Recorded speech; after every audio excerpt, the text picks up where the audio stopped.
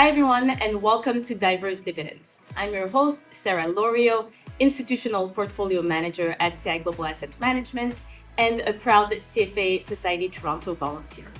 So I must say that I'm quite excited about today's interview because I get to sit down with Rohit Mehta, President and CEO at Global X in Canada. So Global X Canada is one of our industry's largest ETF provider, and to say the least, a market leader with over 35 billion in asset under management and 125 listed ETFs. On top of that, they are at the forefront when it comes to innovation and being a forward thinker. So in today's conversation, Rohit will be giving us his own unique perspectives on a variety of very interesting topics, including his career journey, his leadership values, and he'll even be talking to us about brand strategy. So I think it's easy to understand why I'm excited to be having this conversation with you and why you should be tuning into today's episode. Because at Diverse Dividends, a small investment of your time and attention will yield invaluable insights and knowledge. So with that, how about we begin? Perfect. I'm thrilled to be here. Thanks for having me, Sarah. Well, thanks to you. Thanks for your time. So I just introduced you as Global X Canada's CEO and President, and we are thrilled to have you with us. But the reality is that we're really here today to get to know you as a person. So I thought that we could begin with the beginning. So can you walk us through your career journey and how you got to your current role? Sure. Well, it goes a long, long time ago. My career journey in the financial services industry started in high school. I was very fortunate to meet my parents' financial advisor when I was in high school and ask really simple questions like, what's a bond? What's a stock? And he said, you're really interested in this. When you turn 17 and are finished grade 11, which was RBC Dominion Securities, it was their internal rule, it goes, you have a summer job. And I started working at RBC Dominion Securities in Sarnia, where I grew up, and I've never left the industry since. So every summer I worked with Dominion Securities, and even during some of the school years during university at Western, I worked in the London office. So that really provided me with a foundation on the wealth side of just understanding very basic things. I did everything from working in the mailroom to building pricing models for some of their proprietary products when I was in the head office. And then it really solidified my love for this industry and my passion for it, which I think is really important for people to find. My view is you always excel when you find your passion. And shortly after university, I had the opportunity to move into the asset management side of the world. And from that point on, I was very young when I was wholesaling in my early 20s. And I thought, how do I do this? How do I do things differently? And it started my love for that integration of data in terms of how do we work, harder and smarter together versus just working harder.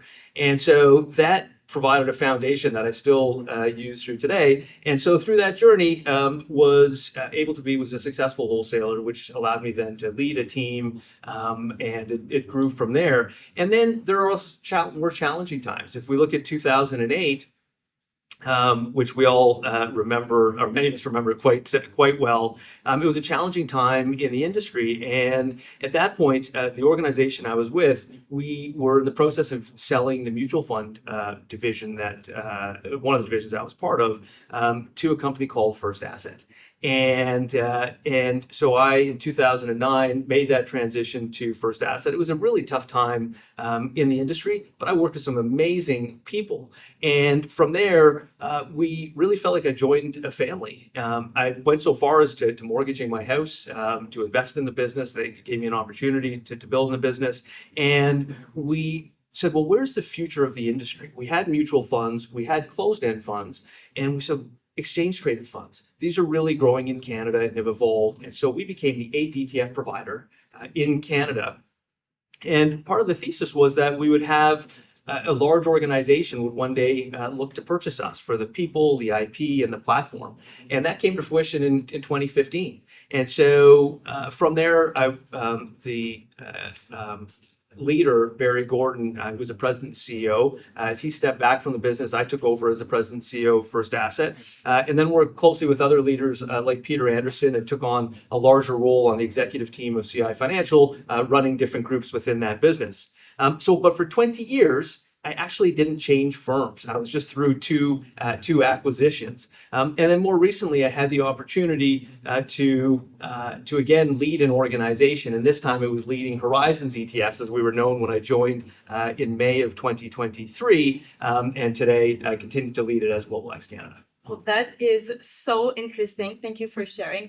And I'm happy to see that you got to follow your passion at an early age. And I can definitely still feel the passion for the industry. So thank you so much for sharing. So as the leader of Global X Canada, did you know that you eventually wanted to lead a firm? Short answer is no. And so that's where I also think for people that are entering the workplace today, and I tell my children, I have two girls, 13 and 17, and that idea of explore your passion, figure out what you want to do, and it's okay to try something and figure out that that's not right for you. Life, the work life, the career life is a long period of time. So it's important to find something that you really enjoy and love doing. What I knew I loved doing early on was the financial services industry and interacting with people. Mm-hmm. From there, as I had different opportunities to lead, I really loved that, and I feel like I excelled at it. And so at that point in time, I started seeing an opportunity to lead an organization, and many of my mentors would say you have the skill set or the disposition to be a successful leader in this industry. That's wonderful. So, speaking about mentors, well, first of all, you did mention that you were interested in the industry. A door opened through your parents' financial advisor. But going back to the notion of mentors, were there any significant influences that helped you get to where you are today? Absolutely. I mean, countless, quite frankly. I think it would start with my parents. Immigrants to Canada came here to build a family and to give us opportunities. And so, if I look at my parents, trying new things like ice skating, hockey, those were not things that my parents would have ever done. So it just gave me a world of opportunity, and my sisters, to try new things and to try and find our passion, and even just exposure to, the first time I met my parents' financial advisor, I was 12 or 13 years old. And so just having that exposure very much in terms of a family, giving us opportunities to explore and grow. So first and foremost, my parents. Secondly, I talked about how this industry has been so influential in my life. I actually met my wife as a summer student at RBC Canadian Securities in university, and we all need supporters. We all need those people that are in your court, that are cheering you on. And my wife has been a huge supporter, advocate, rock throughout my career, and I wouldn't be here today having this conversation with you if it wasn't for her. And finally, the mentors. I have worked with countless individuals who I call friends today that have offered their time, their insights, their wisdom, and their guidance, and just taken an interest in helping me achieve my goals. And so it's that combination of kind of the three groups: my parents, my wife, and mentors in the industry. Well, it really seems like you have an incredible support system. And you've mentioned how your parents allowed you to experience a lot of different things outside of the corporate world. And it's really interesting to see how these things like ice skating, for example, can influence who you are and just, motivate you to try team sports. Yeah. I'm a big fan of team sports, and for people in school, both my girls play competitive basketball. That's the sport that they've chosen. And for me, it's irrelevant what sport it is, but I believe that team dynamics is important, because in an office environment, in a corporate environment, we're working on teams all day long, and you have to know how to, metaphorically speaking, pass the ball. I don't watch sports, but I do understand that metaphor. That's so interesting. So I think that's an excellent segue for my next question, which is on leadership. So, of course, I've read my fair share of books on leadership. And one thing that I can say for sure is that there are a lot of different leadership styles. So I'd be interested to hear about what core values guide your own leadership style. Sure. And that's a great question. And there are different leadership styles. I think ultimately leadership has to be encased in that honesty, integrity. But as we build at Global X, we've really framed it around 3 Ps, which is performance culture, product innovation, and the power of data. And so as we build as an organization, those are our guiding values. So I'll unpack each of those for you. So performance culture, that turns into transparent, inspired, empowered, accountable, rewarded. And so specifically speaking, if we think about transparent, I know we'll chat about this, when we were discussing a rebrand or decided to rebrand as an organization, in January of this year, we shared it with the organization. We're going to rebrand. That was being transparent. Here's what we're going to do. But we're not sharing this with the public until March. But we're sharing this now so that everybody can contribute to what our rebrand looks like and contribute to the success and help put their fingerprint on it.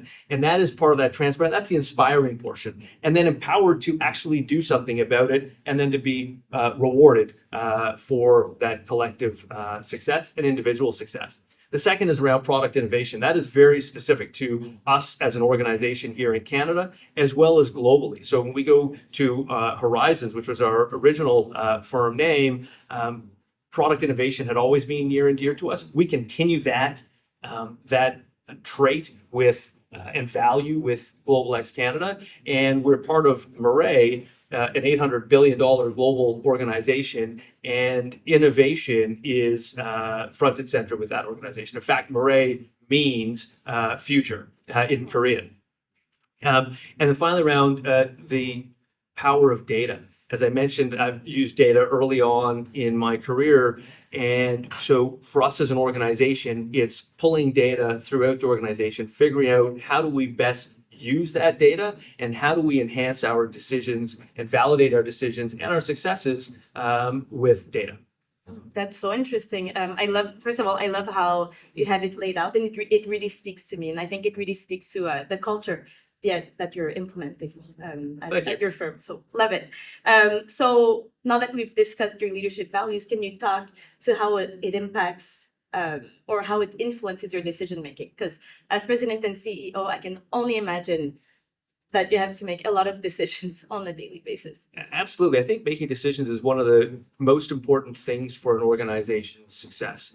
If you're not making decisions, you're not able to move forward. But it's having that decision-making framework structured so that people know that it's not Sarah's idea or Rohit's idea that moves forward. It's going to be the idea that best achieves our vision. So our organization knows what our 5-year goals are in terms of assets, in terms of market share, where we want to get to. And so as we look at the 3Ps, we're able to work around that to determine what initiatives, what decisions we're going to make. And that's going to be in order to best achieve our goals. And that's going to be a combination of understanding risk, reward, et cetera. And so that communication piece around that is really important.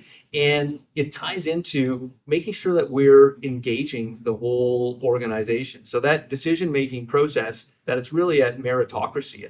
We want the best decisions because that's the best thing for the organization and our investors and clients. Great. So I'm also, based on what you said, I'm also curious to know how you integrate diverse perspectives into your leadership approach to fostering a more inclusive and dynamic workplace. For instance, I know that your executive committee is very diverse already, and that you're a big fan of diversity in all of its different forms. So curious about that. Exactly. I'm a big believer to something that I was introduced a few years ago, which is diversity of thought. So for me, diversity really boils down to that diversity of thought and how people have natural ways of thinking. That doesn't mean they can't think different ways. So I'll give you examples. Some people will have their primary thinking, which would be me, is about outcomes. What does the outcome look like? Others will be around process, risk, data. And so as you're able to bring people with those skill sets around a table or throughout a firm, you're getting complementary skill sets that enhance one another, feed off one another, and help lead to better success overall. What you find is that people or what I have found, is that people who have different primary ways of thinking, a diversity of thought, it necessarily results in different upbringings, different schooling, different character traits, which also relates to different genders, etc., different backgrounds. So it's more of less of an input of the end diversity, and more of an that's more of the output. It's the input of that, ultimately the diversity of thought, which I very much value and cherish around the organization. You know what? I couldn't agree more with this statement. Diversity of thought is everything, because when you're in finance, the first thing that you learn is that you need to diversify your portfolio. But then, if you're going to diversify your portfolio, doesn't it make sense to also diversify the team that you work with, the people that you work with, and just get different opinions? Absolutely, and making sure that voices are heard. So fostering that healthy debate, healthy challenges. There's nothing that I like to see more in an executive meeting or in an operations meeting or in any meeting where it's a healthy disagreement. Well, what about this, or what about that? And that's where you end up, okay, and being open-minded to changing your mind. There's nothing that or not nothing I value more. One of the things I really value is actually changing my mind. I love it. That's wonderful. That's wonderful. Thanks for sharing that. So another question on leadership, it has to do with effective leadership. So how do you define effective leadership?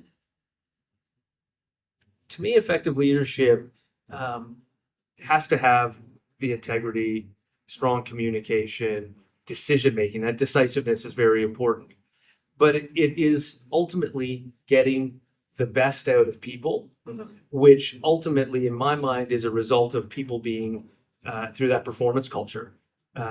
You have to have that transparency. People have to know where we're trying to get to as an organization, how we're trying to get there, and what the priorities are of the organization. The second piece to that goes to that they have to be inspired by that. They have to buy into the vision of the organization. And for me, it's really important in all organizations. And I tell people that ask for my opinion outside of our organization, if you're not inspired and you're not aligned with it, then look for an organization which is better aligned for you.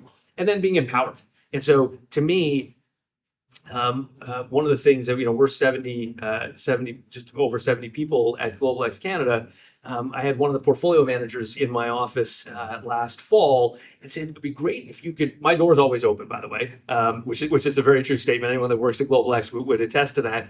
That it would be great if you could spend more time with people in the organization. That's hard to do. I have a lot of demands on my time. But one of the ideas that he had come up with is, well, why don't you have small group lunches? I said, that's a great idea. So over the course of 2.5 months, I had lunch in small group settings with everyone in the organization. And now as new people join our firm, as we have a few new people join our firm, I have a group lunch with them. And part of that is fostering the cross-departmental conversations as well as conversations with me. And there is, as I start these lunches off, there is no agenda. I'm happy to answer any questions about the organization, but it's for the team members to get out of it what they want to get out of it. And so everything is fair game. Oh, that's wonderful. And if I had to guess, given the fact that these lunches don't have an agenda, I'm sure that there's something for you to take away as well, right? Like, I learn a ton. I love learning about people. I'm fascinated by what people do. Even outside of work, I enjoy. I'm a people person, so I get inspired by hearing what people do. There was a co-op student actually last term that we had who was into very competitive fencing, so hoping to make it to the Olympics. I was fascinated by that, and others. There's just so many really interesting stories of people. Work is one portion of people's lives. It's all the other things that they do that are special as well, and very important. And so, to me, it's an opportunity to grow and connect with people. And as you build that rapport, I find it's easier to feed off of each other for ideas and building the business. Absolutely, absolutely. I couldn't agree more. And the point that you made about having a life outside of work is so true, because the reality is that I am the sum of all those different roles Yes. that I take on. So I'm a wife, I'm a mother, I'm a friend, I'm a volunteer, and I work in finance, and I'm all of those things. And when I come to work, I don't stop being any of those things. Exactly. But as a matter of fact, I think it adds value to my day-to-day work. So I would agree. that's great. So okay, so we haven't spoken for that long, but I already know that you are a proven leader. And the next question is one that I'm very interested in. And what I want to know is, what are the essential qualities for to become a successful leader in our industry, in your opinion? Yeah, and I think I touched on them a little bit through some of the other questions.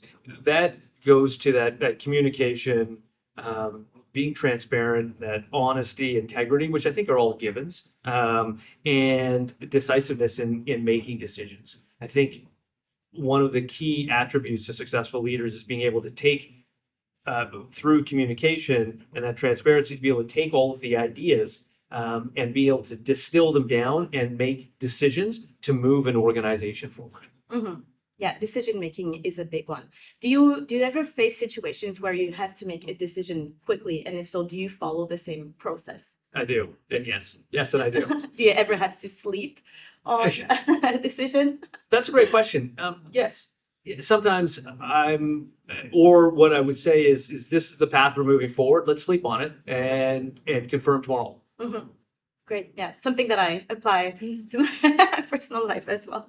You also know the type of decisions that you're making, right? Yes, In that yeah. context is, particularly if there's more emotion tied with it, there's an opportunity. Some are much simpler, they're much clearer. Okay, this is an easier decision to make for a variety of reasons. But when when there's emotion, there's other factors in it. Sometimes that old adage of sleep on it has value. Oh, that is so incredibly true. Thank you for sharing that. It's a wonderful piece of advice. So I'd like to talk about brand strategy. Yes. One of the questions I'm most excited about. So as we mentioned earlier, Global X Canada used to be called Horizons ETF until the rebranding that took place earlier this year. So very simple question, a simple but loaded question. Okay. How and why did you make that change? That's a great question, and brand is something that I think is incredibly important. And Horizons had a strong brand in Canada, Horizons ETFs. When I went across the country last summer, so shortly after I joined, speaking with partners, clients, etc., I asked the question, who can tell me who owns Horizons ETFs? And virtually no one knew who our parent organization was. More importantly, I actually had people congratulating me on buying the organization. And I thought, what a missed opportunity. So Horizons ETFs was purchased by Murray in 2011. In fact, it was the first acquisition of an ETF business outside of Murray, which is Seoul-based, a South Korean-based organization. It was the first ETF acquisition outside of Korea. And since 2011, Horizons, under the Horizons brand, has continued to grow.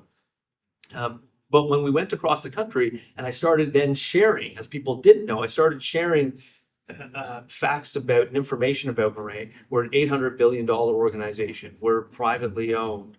We have businesses in 19 markets around the world. We're one of the largest ETF providers globally, with over $150 billion in ETF assets globally.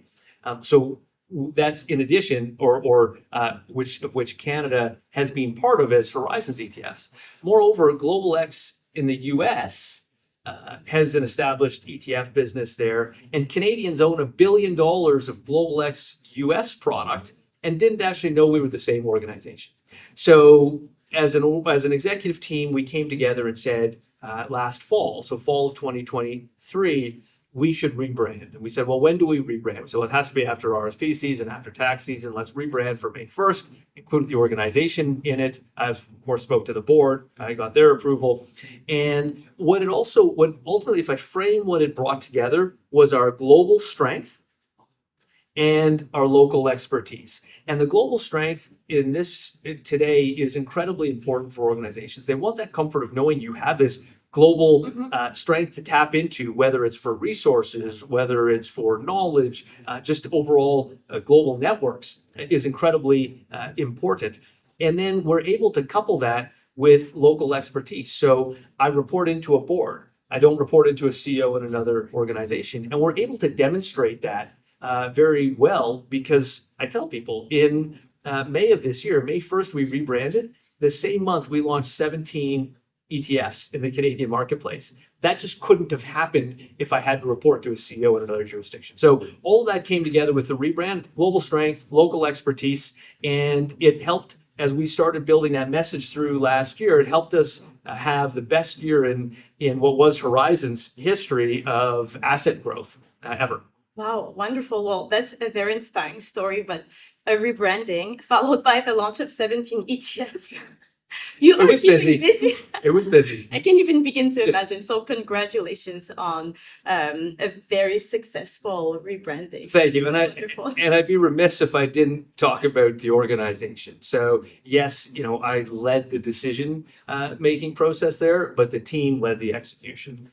From our marketing team, which did an amazing job, to everyone in the organization. And one of the reasons that we shared in January with the organization, here's the vision, here's what we're doing, is our best ambassadors are all of our team members at Global X. Oh, that's great. And I also really appreciate how the idea of rebranding started, where it really was driven by feedback that you received on the ground. Yes. So that's wonderful. Yeah.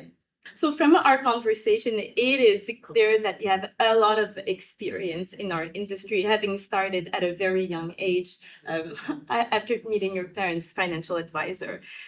So drawing on that experience, can you speak to the key trends that you think are shaping the ETF industry globally, but of course in Canada also? For sure. I mean, there's a number of different trends and factors playing in. Let me talk about three that I think are quite significant.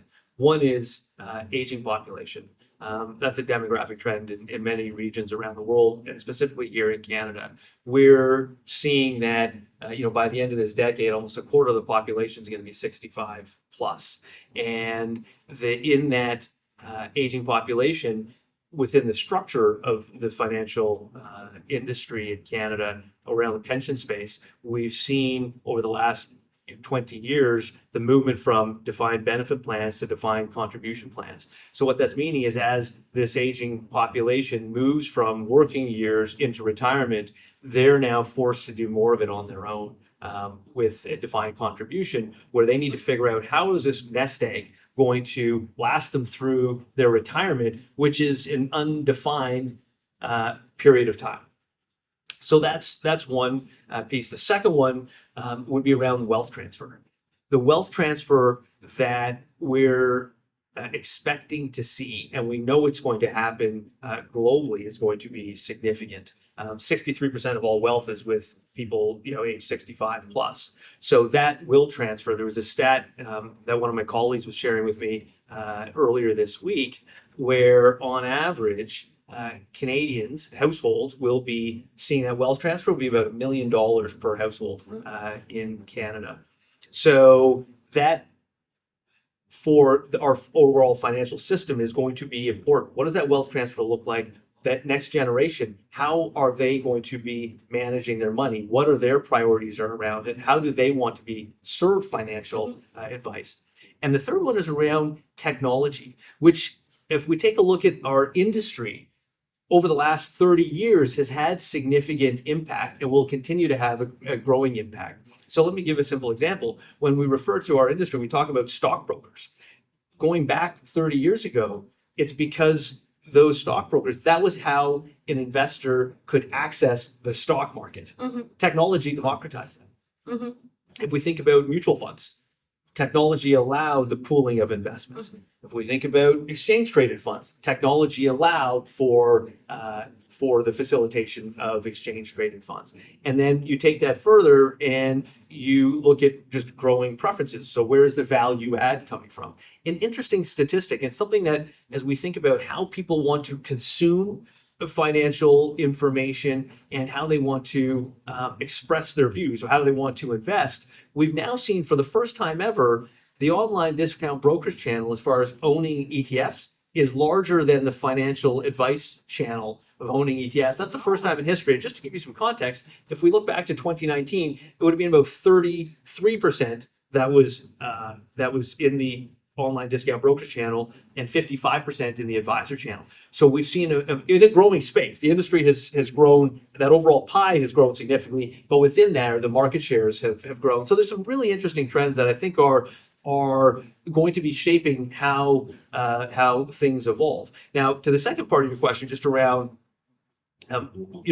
how are we seeing it, and I thought a couple areas that I touch on that would be interesting, or things that I'm passionate about and we're passionate about as an organization, which is around fuels of the future. If we think about things like some of the metals like uranium, lithium, copper, and we have this move to electrification, and lower emissions, etc. Those are going to continue to grow and expand. And so we've built solutions that allow investors to access those themes, if you will. And then the second one is around, which has been a bit of a theme of this conversation, is around technology, but specifically, I take that one step further around AI. And AI is, if we think ChatGPT is not that old, but it has permeated all of our lives in some way, or Microsoft Copilot, to stay within your ecosystem. And so it's really enhancing how we can do things, whether it's be speed, efficiency, risk management. There's a number of things there. We also have to figure out how we manage it properly as organizations and society, for sure. So with that theme in mind, we've built solutions, whether it's trying to get exposure to companies that are in AI infrastructure or that are using AI in their system. So those are a couple of themes specifically that I think are going to be trends for the next number of years, if not decades. Yeah. Well, first of all, thank you so much for sharing all of this. I have learned quite a fair bit from your answer to this question. It is so insightful, and I think it goes back to the power of data, as you mentioned. There were a few stats in there. There were a few stats, and I'm like, wow. And if you didn't know those stats, then it wouldn't. Knowing those stats then helps you help Canadian investors. Right. So it feels like it's at the basis of what you do, helping Canadian investors. So we did mention that Global X is at the forefront when it comes to innovation. And I know that you've just touched on this, but can you expand on how you are driving innovation and what new opportunities you're exploring for Canadian investors? Excellent. So one of our 3 Ps is around the power of data, and one of the other Ps is around product innovation. And so I've talked about product innovation just in terms of fuels of the future, in terms of technology and AI. As an organization, if I talk about just that power of data, we have an individual who leads our digital innovation and data analytics group, and what we've done in terms of how we're integrating that innovation piece of it is we've brought we're bringing all of our systems together and overlaying a data visualization tool like Tableau on it. And in fact, what we've done in the Canadian marketplace here has been something that our parent company, Murray, has now used to roll out globally. And so not only is it a great Global X Canada story, it's also some proud Canadian innovation. And Canada has been at the forefront of many AI innovations from Geoffrey Hinton, the godfather of AI. So I would say it's within the product side, we've touched on it. Within the business side, we are leveraging AI, technology, machine learning in everything that we do. And so it's not specific to a department. It's really how is each department looking to use technology, and how do we weave that together, stitch that together so that it's all able to talk to one another, that we can gather those insights on a real-time basis. So without telling you too much more and I'm giving so away curious. giving You away piqued the my secret sauce, curiosity. it has been something that actually we have a global ETF rally for the Murray family coming up in February of next year, and Canada is going to be speaking about digital innovation, data analytics, and AI, and what things that we're doing here in Canada to share with the rest of the That's organization. wonderful. You know, one key takeaway of what you just mentioned is that, how you treat innovation and technology is not just by launching a technology focused on, it's by integrating technology in how you create those solutions. Yes. So in the back end. So I think that's so interesting. So I think we're going to switch gears. Okay. So Rohit, on Diverse Dividends, we have a tradition, which is to ask our guests the same 3 rapid fire questions. Okay. Because the listeners who are tuning in are hoping to reap dividends from our conversation. And while I'm absolutely sure that they have, from everything that you shared, I do like to ask our guests the same 3 questions. For sure. Are you ready? I'm ready. Okay. And I also call them dividend questions. Okay. So number 1, what do you love about what you do?